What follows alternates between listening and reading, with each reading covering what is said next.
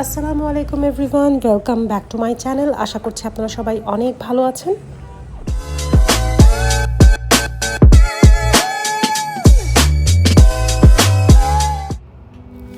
তো কানাডায় বছর ঘুরে আবারও চলে এলো সামার। আর সামারে কিন্তু গ্রোসারি স্টোরগুলোকে একেবারে নতুন করে সাজানো হয়, শুধুমাত্র সামারকে কেন্দ্র করে স্পেশাল প্রোডাক্টগুলো আনা হয়।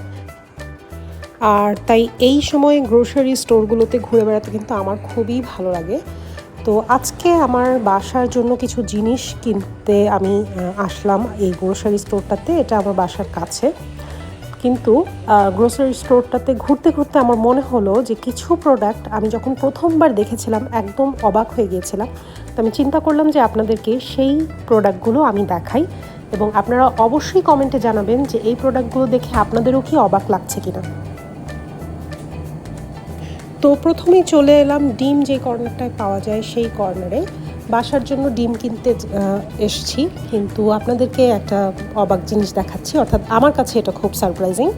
এটা হচ্ছে ডিমের সাদা অংশ, অর্থাৎ এই যে প্যাকেটটা দেখতে পাচ্ছেন, এই প্যাকেটের ভিতরে ডিমের সাদা অংশ পাওয়া যায়।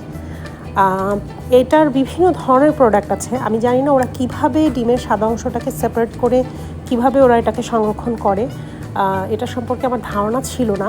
আমি বাংলাদেশে থাকতে কিন্তু কখনোই ডিমের সাদা অংশ এভাবে আলাদা করে প্যাকেট করে পাওয়া যায় সেটা কখনো দেখি নাই। আপনারা কমেন্টে অবশ্যই জানাবেন যে বাংলাদেশের সুপার শপগুলোতে ডিমের সাদা অংশ এভাবে আলাদা করে পাওয়া যায় কিনা। এই যে এখানে আরেকটা ব্র্যান্ডের ডিমের সাদা অংশের প্যাকেট দেখতে পেলাম। আমার মনে হয় যে যারা ওয়েট লস জার্নিতে আছে কিংবা হেলথ রিলেটেড ইস্যু যারা ফেস করছে তাদের জন্য এটা খুব ভালো একটা অল্টারনেটিভ হতে পারে। এরপরে আমি যেই প্রোডাক্টটা পেলাম সেই প্রোডাক্ট দেখে আমার আসলে হাসিই পেয়েছিল প্রথমবার যখন দেখেছিলাম। এটা হচ্ছে প্লান্ট বেসড এগ, অর্থাৎ মুরগি নাই কিন্তু ডিম আছে। তো এই প্লান্ট বেসড এগ আপনার কেন খেতে হবে, অর্থাৎ ভেজিটেরিয়ান যারা তারা কিন্তু ডিম খায় না, এটুকুই আমি জানতাম। ভিগান যারা তারা ডিম খায় না, কিন্তু আসলে প্লান্ট বেসড এগের কাজ কি সেটা সম্পর্কে আমার কোনো ধারণা নাই। এটা কিন্তু দেখে আমার খুব মজা লেগেছে। আচ্ছা, এখন আমার হাতে যেটা দেখতে পাচ্ছেন এটা হচ্ছে সিদ্ধ ডিম। হ্যাঁ, প্রথমবার দেখে আমারও বিশ্বাস করতে কঠিন লাগছিল আমার কাছে যে এটা সিদ্ধ ডিমটা প্যাকেট করে বিক্রি করা হচ্ছে এখানে। নিশ্চয়ই এটা বিক্রি হয় এবং কিছু মানুষ অবশ্যই এটা কিনে থাকে, যার কারণে ওরা বিক্রি করছে। সো এটাও আমার কাছে খুবই অবাক লেগেছিল। আচ্ছা, এবার আসলাম আমি মিল্কের সাইডে। সো আমি কখনো ছাগলের দুধ অর্থাৎ গোট মিল্ক এটা কখনো প্যাকেটজাত করে বিক্রি করছে সেটা আমি কখনো দেখি নাই। অবশ্যই এটার একটা চাহিদা অবশ্যই আছে, কিছু মানুষ হয়তো গরুর দুধ থেকে ছাগলের দুধ বেশি প্রেফার করে। সো ছাগলের দুধ আমি প্রথমবার দেখলাম, এটা আমার কাছে একটু সারপ্রাইজিং। আর সেকেন্ড যে জিনিসগুলো সেটা হচ্ছে মিল্কের অল্টারনেটিভ। তো আমার মনে হয় যে বাংলাদেশেও প্রচুর মিল্কের অল্টারনেটিভ যে প্রোডাক্টগুলো সেগুলো পাওয়া যায়, সয়া মিল্ক কিংবা আমন্ড মিল্ক এগুলো পাওয়া যায়। সো এখানেও এই ধরনের ক্যাটাগরিগুলো আছে, কিন্তু এখানকার ভ্যারাইটি অনেক বেশি। যারা ল্যাকটোজ ইনটলারেন্ট তাদের জন্য এই প্রোডাক্টটা তাদের জন্য সুইটেবল, কিন্তু এখানকার যে ভ্যারাইটিস, আমি কখনো দেশে থাকতে এত ভ্যারাইটিসের অল্টারনেটিভ মিল্ক কখনো দেখিনি। সো এটাও আমার কাছে খুব সারপ্রাইজিং যে এত ধরনের প্রোডাক্ট অ্যাভেলেবেল এই ক্যাটাগরিতে।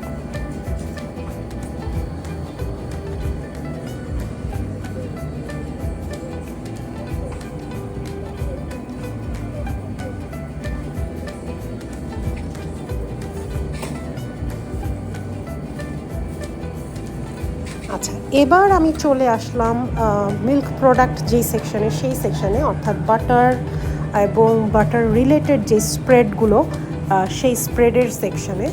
তো আমরা বাংলাদেশেও বিভিন্ন কোম্পানির ইদানিং, আগে তো মিল্কভিটা ছিল, ইদানিং অনেক ধরনের কোম্পানির বাটার পাওয়া যায়। আমি মূলত মিল্কভিটা প্রেফার করতাম যখন আমি দেশে ছিলাম। এখানে এসে আমরা অনেক ধরনের অনেক ফ্লেভারের বাটার পেয়েছি। তো সল্টেড আনসল্টেড এই বাটারগুলো তো পাওয়া যায়, পাশাপাশি বিভিন্ন হার্ব দেওয়া কিংবা অনেক সময় স্পাইস অ্যাড করা বাটারও পাওয়া যায়, সেগুলো কিন্তু খেতে ভালোই লাগে। আমরা সাধারণত ডেইরিল্যান্ডের যে প্রোডাক্টগুলো সেগুলো কিনে থাকি, আর ডেইরিল্যান্ড ছাড়াও প্রচুর কিন্তু এখানে ব্র্যান্ড আছে। কিন্তু বাটারের ক্ষেত্রে আরেকটা জিনিস হচ্ছে যে এখানে কিন্তু প্ল্যান্ট বেসড বাটার ওরা বিক্রি করে। তো প্ল্যান্ট বেসড বাটার কিন্তু লেখা ছিল না যে এটা মার্জারিন কিংবা ভেজিটেবল শর্টনিং যেই জিনিসটা সেটা কিনা। দেশে থাকতে কিন্তু আমি যতদূর জানতাম সেটা হচ্ছে যে মূলত দুধ থেকে যে বাটারটা তৈরি হয়, মিল্ক থেকে যে বাটারটা তৈরি হয় সেটাকেই আমি হেলদি জানতাম। মার্জারিন কিংবা ভেজিটেবল শর্টনিং কিংবা ডালডা এই ধরনের যে প্রোডাক্টগুলো ওগুলো প্ল্যান্ট বেসড হলেও আমার যতদূর জানা ছিল সেটা হচ্ছে ওগুলো হেলদি না, অর্থাৎ হেলদি অপশনটা হচ্ছে আমাদের যে রেগুলার বাটার যেটা সেটাই হেলদি, এটাই আমি জানতাম। কিন্তু এখানে এই ধরনের কোনো ওয়ার্নিং কিংবা এই ধরনের কোনো ডিসক্লেইমার দেওয়া আমি দেখিনি, আমি পাইনি এরকম। এখানে মার্জারিন এবং ভেজিটেবল শর্টেনিং কিন্তু দেদারসে বিক্রি হচ্ছে এবং এখানকার মানুষ কিন্তু সেই প্লান্ট বেসড বাটারটা বেশি প্রেফার করে, অর্থাৎ যেটা কিনা মার্জারিন, ঠিক আছে, মার্জারিনটা বেশি প্রেফার করে এবং আমি বাজারে এইটারই পরিমাণ বেশি দেখতে পেয়েছি। আর মিল্ক বেসড যে বাটারটা অর্থাৎ রিয়াল বাটার যেটা সেটা কিন্তু একটু এক্সপেন্সিভ, আর এই প্লান্ট বেসড যেগুলো সেগুলো কিন্তু একটু লেস এক্সপেন্সিভ। তো যাই হোক, আমার তো আসলে রেগুলার বাটার যেটা সেটাই কেনা হয় বাসার জন্য। আমি প্লান্ট বেসড যেই বাটারটা সেটা আমরা খেয়ে দেখিনি কখনো। এখন আপনারা র্যাকে যে জিনিসটা দেখতে পাচ্ছেন এটার নাম ক্যাট লিটার। এই দেশে এটাকে ক্যাট লিটার বলা হয়। এটা হচ্ছে মূলত বালি, এটাতে একটু কেমিক্যাল মিক্স করা থাকে। যাদের বাসায় পোষা প্রাণী আছে তারা হয়তো এই বিষয়টা সম্পর্কে হয়তো তাদের ধারণা থাকবে। আমি বিষয়টা একটু এক্সপ্লেন করি। সেটা হচ্ছে যে সাধারণত পোষা প্রাণীর বাসায় থাকলে তো তাদের টয়লেট করতেই হবে তাদের, তো এই বালিটা দিয়ে সেই টয়লেটটা ক্লিন করা হয় এবং ক্যাট কিংবা ডগকে ট্রেন করা হয় তারা যেন এই বালির উপরে বসে তাদের এই টয়লেটের কাজটা সারে। তো আমি যখন প্রথমবার এই ক্যাট লিটারটা দেখেছিলাম আমার কাছে বিশ্বাস করতে কষ্ট হয়েছিল যে পোষা প্রাণীর জন্য এভাবে বালি বিক্রি হচ্ছে, তাও প্যাকেটজাত করে। আমাদের দেশে আসলে আমরা কখনো এই জিনিসগুলো নিয়ে চিন্তা করি না। এই দেশে ওরা পোষা প্রাণীকে অনেক বেশি গুরুত্ব দেয়। তো শুধুমাত্র তাদের দেখাশোনা কিংবা তাদের পরিষ্কার পরিচ্ছন্নতাই না, তাদের নিউট্রিশনকেও কিন্তু তারা ভীষণ গুরুত্ব দেয়।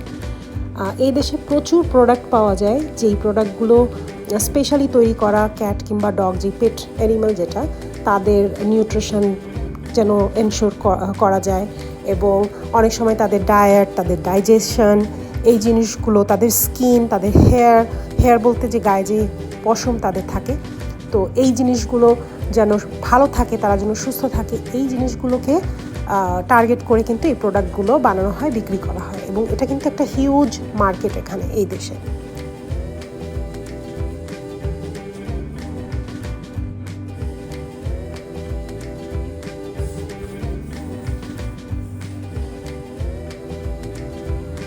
তো এখন আমি যেই আইলে আছি এই আইলটা হচ্ছে এখানে যেই প্রোডাক্টগুলো দেখতে পাচ্ছেন দেখে মনে হচ্ছে এটা হয়তো কোনো ফ্লেভার, কোনো ড্রিঙ্ক। আসলে এগুলো কিন্তু কোনো সফট ড্রিঙ্ক কিংবা কোনো ফ্লেভার ড্রিঙ্ক না, এটা হচ্ছে মূলত পানি।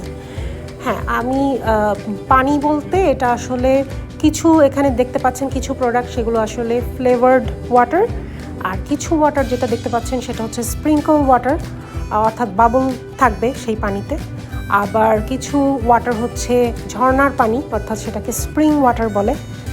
কিছু ওয়াটার এখানে আছে সেগুলো হচ্ছে বিভিন্ন ধরনের পানির যেই উপাদান সেই উপাদান, যেমন অ্যালকালাইন কিংবা পিএইচ, এই উপাদানগুলো এনরিচড ওয়াটার। তো আমি এতটুকু আমি জানতাম যে বাংলাদেশেও কিন্তু মেডিসিন যে শপগুলো সেখানে ডিস্টিলড ওয়াটার পাওয়া যায়।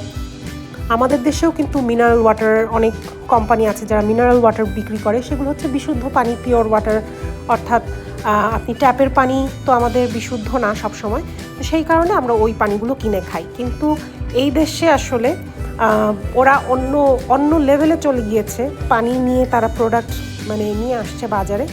আমি জানি না পিএইচ এনরিচড কিংবা অ্যালকালাইন ওয়াটারের উপকারিতা কী, এগুলোর কার্যকারিতা কী, এটা সম্পর্কে আমার কোনো ধারণা নাই। আপনাদের যদি কোনো ধারণা থাকে অবশ্যই সেটা আমার সাথে শেয়ার করবেন। এই যে এখানে পিএইচ দেখা যাচ্ছে যে এটা পিএইচ হচ্ছে 9.5, এটা খেলে কী উপকারিতা পাওয়া যাবে আমার কোনো ধারণা নাই।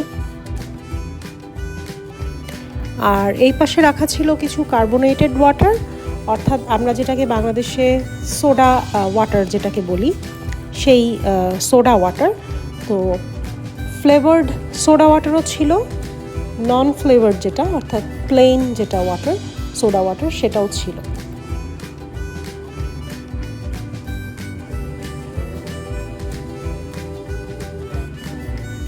তো এই কার্বোনেটেড যে ওয়াটারগুলো অর্থাৎ সোডা ওয়াটারগুলো সেগুলো কিন্তু বিভিন্ন ফ্রুট জুসের সাথে মিক্স করে অনেক মজার ড্রিঙ্কস বানানো যায়। আপনারা সবাই হয়তো জানেন যে লেমনেড কিংবা মোহিতো এই ধরনের যেই পানীয়গুলো এগুলো খেতে কিন্তু খুবই ভালো লাগে। তো ওই ড্রিঙ্কগুলো বানানোর জন্য এই কার্বোনেটেড ওয়াটারগুলো ইউজ করা যায়।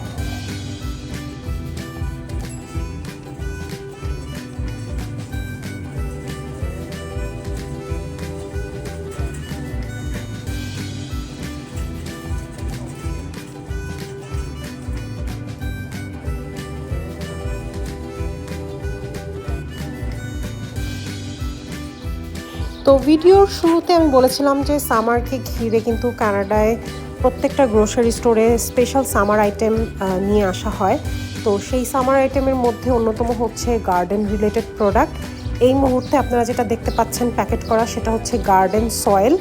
সো এই দেশে কিন্তু মানে বাগানের মাটি কিন্তু এভাবে বিক্রি করা হয় এবং সেটাতে সব ধরনের সার এবং প্রয়োজনীয় যত ধরনের যা কিছু দরকার সেই মানে বীজ থেকে গাছ হওয়ার জন্য এবং ফুলের জন্য আলাদা, ফলের জন্য আলাদা, এইভাবে গার্ডেন মিক্সগুলো কিন্তু পাওয়া যায়। এটা অবশ্য আমি বাংলাদেশে থাকতেও কিন্তু পেয়েছি যে গার্ডেন মিক্স পাওয়া যেত বাংলাদেশে।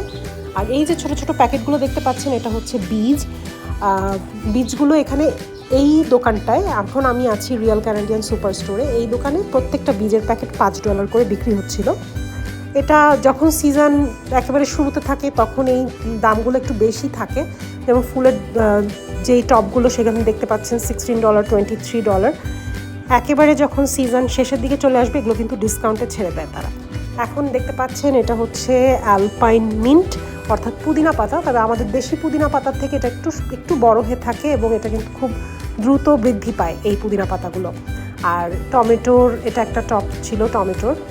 তো আমি আসলে বাগানে ঘুরে ঘুরে হার্ব খুঁজছিলাম যে কোনো হার্ব পাই কিনা। আর আমি এই মুহূর্তে একটা শাক পেলাম, এটা আমার খুব পছন্দের একটা শাক। এটাকে আমরা ঢাকায় শোয়া শাক বলতাম, আমি জানি না অন্যান্য এলাকায় কি শাক বলে। এটা হচ্ছে মূলত কানাডায় এটাকে ডিল বলে। আর এখানে আরও কিছু গাছ দেখতে পেয়েছি। আসলে গাছ দেখতে ভালো লাগছে, যদিও আমার এই মুহূর্তে আমি যেই বাসায় থাকি সেখানে আমার গার্ডেনিং করার খুব একটা স্কোপ নাই, তারপরেও আমার আসলে সামারে এই প্রোডাক্টগুলো দেখতে ভালো লাগে, তাই ঘুরে ঘুরে দেখছিলাম। ঘুরতে ঘুরতে এখানে পেলাম পর্তুলিকা। আমার আসলে অনেক ধরনের পর্তুলিকা আমার ছিল আমার কালেকশানে বাংলাদেশে থাকতে। তো পর্তুলিকার এক একটা কাটিং আমার মনে আছে $5 থেকে $2 এরকম থাকতো এক একটা কালার। এখানে এক একটা পর্তুলিকা $5 করে বিক্রি হচ্ছিল, দেখে আমার মজাই লাগলো। অর্থাৎ আমি যদি বাংলাদেশি টাকায় কনভার্ট করি $5, সেটা 350 থেকে 400 টাকা বাংলাদেশি টাকা পড়ছে। এই যে বীজের যে প্যাকেটগুলো ফুলের কিংবা সবজির যেই প্যাকেটগুলো সেটাও কিন্তু এরকম 350 থেকে 400 টাকা পড়ছে বাংলাদেশি। আচ্ছা, এরপর আমি একটা জিনিস খুব ইন্টারেস্টিং খুঁজে পেলাম, সেটা হচ্ছে ঘাসের বীজ পাওয়া যাচ্ছিল। এই যে এইভাবে ঘাসের বীজগুলো প্যাকেট করে বিক্রি করছে ওরা। আমি দেশে থাকতে কখনো ঘাসের বীজ এভাবে বিক্রি হতে দেখিনি। আপনাদের যদি জানা থাকে তাহলে আমাকে অবশ্যই জানাবেন যে ঘাসের বীজ আসলে বাংলাদেশে এভাবে পাওয়া যায় কিনা। এই দেশে কিন্তু যাদেরই বাসার সামনে লন আছে, একটু গার্ডেন আছে, তাদেরকে কিন্তু এই জিনিসগুলো খুব মেনটেন করে রাখতে হয়। তা না হলে কিন্তু সিটি থেকে অর্থাৎ সিটির যে মেনটেন্যান্স যারা অথরিটি তারা কিন্তু ফাইন করে দেয় যে আপনার বাসার সামনে যদি এরকম বাগানের জায়গা থাকে এবং সেখানে যদি আপনি এটাকে মেনটেন না করেন, ছাঁটাই যদি না করেন এবং এটাকে যদি পরিচর্যা না করেন তাহলে কিন্তু ওরা আপনাকে এসে ফাইন করে দেবে। সো এই কারণে এখানে গার্ডেন রিলেটেড প্রচুর প্রোডাক্ট পাওয়া যায়। আমার কিন্তু দেখে খুবই সুন্দর লেগেছে। আপনারা জানাবেন আপনাদের কাছে কেমন লেগেছে।